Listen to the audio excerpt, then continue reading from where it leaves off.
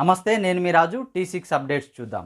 గుండాల మండల BRS youth నాయకులు కారుపోతుల సాయి కుమార్ ప్రేమలత వివాహం హైమావతి కళ్యాణ మండపంలో అంగరంగ వైభవంగా జరిగింది.